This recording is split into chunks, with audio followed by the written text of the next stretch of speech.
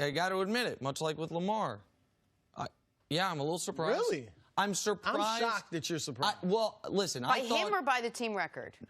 Both. Listen, I thought the Lakers would get out to a fast start because the schedule was soft early and they had to get out to a fast start. And I thought LeBron would remind people that he's still the best player in basketball. I did not think he would be playing every game.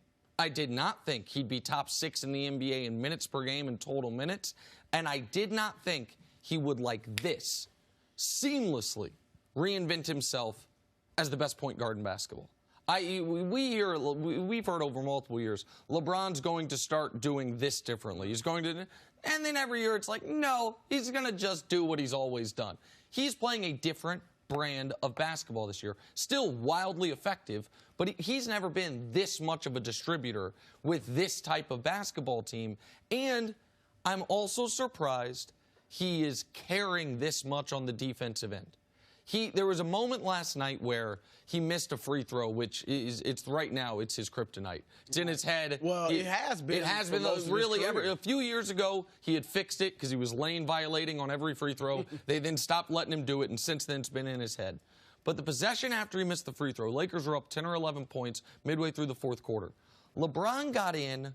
Remember, like, the Wojo kid from Duke, that low defensive stance when he'd slap the floor? Oh, yeah. LeBron got in that defensive stance 35 feet from the basket.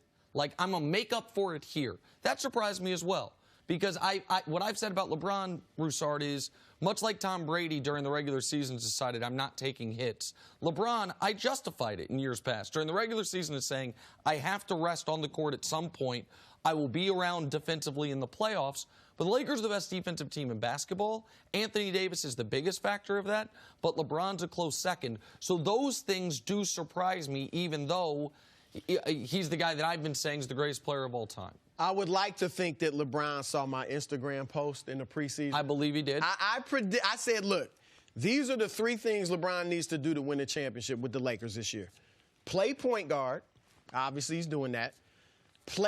Be engaged and focused defensively. I didn't think he could be this good defensively at this stage of his career, but just be engaged, be focused, communicate. He's gone beyond that. And the third thing, no drama. I mean, usually at this point in the season, we have seen drama, especially LeBron's first time somewhere. Back to Cleveland with Kyrie the first year. In Miami the first year, you saw drama. LeBron has been great, and look, I'm not surprised because I picked the Lakers. Everything within me was essentially telling me, pick the Clippers. And I'm telling you, as good as the Lakers look, for a guy that picked them, the Clippers scare me. They are legit. Forget their record. They are tough. They've beaten, Boston, Houston. They beat the Lakers in the first game. They've beaten all the good teams in the league, Toronto, everybody except Milwaukee. And so they're scary. But I picked the Lakers solely, they've got good supporting cast and AD. But I figured LeBron would come out with a vengeance. I figured he had at least one more bullet in the holster or in the gun, and he was going to unload it this season. Look, there was every reason to do it. They're writing you off. You're not the best player in the world anymore. Washed King. You're 35 years old. Right, all that. He obviously heard it. Here's the interesting thing that many people may not have thought about. Jordan, the summer that he spent filming Space Jam, he was in essentially the same situation. Remember, the year before, he had come back from baseball. Nick Anderson stole the ball from him in the playoffs. They get eliminated by Orlando in the second round. Real quick, for young people watching, I know the NBA's burnt the tapes, but that did happen. Michael Jordan lost in the playoffs. I knew you. In the middle of those 6 championships, there was a year he played and they lost. We don't ever talk about it. I don't count that year. Of course, nobody counts that year. Anyone, Chris Broussard's generation or older, they pretend that year didn't count. But I almost did not bring up this great anecdote. Okay, sorry. So they get knocked out, then he's filming Space Jam. He's filming Space Jam. Again, people writing him off. Nick Anderson said, 23 was great, but 45 the number he wore, he comes back out. They win 72, go 72-10, begin another three-peat. This is similar. Obviously, he's compared to Jordan the most. And this is ironically similar at this point. Can I just devil's advocate for a second? No one thinks he's coming out too fast, too hard, both offense and defense, doing it all, making sure he's getting the... No one's worried that this is going to last maybe another 20 games and then he's going to have to take a long breather? I would be worried with any other athlete ever this side of maybe Karl Malone. Karl Malone showed an ability to play 80-plus games, 35-plus minutes, and was indestructible until the very end. Right. The other reason I'm not concerned, Jenna, is what you said in the beginning. I know you were saying it a little tongue-in-cheek, but it is absolutely right. LeBron played 55 basketball games between June of 2018 and October of 2019. That had to feel like someone who hasn't gotten a vacation from work in 3 years getting 2 weeks off. Like maybe to someone who had, takes 2 weeks off every summer, it doesn't feel that great. But for someone who's been grinding for 3 years, it feels like 3 months off. What LeBron was able to do for his body because of the injury and the missed playoffs, it to me was so much better than if he had drugged that Lakers team to the playoffs last year. What he did his last year in Cleveland was important to me for his legacy. Last year in Cleveland, Kyrie's gone. People are writing us off. I will play all 82. I will lead the league in minutes. I will drag this motley crew to the NBA Finals. 7 games in the first round, 7 games in the conference finals, 51-9-9 in game 1 of the finals before it break my hand in frustration and it all falls apart.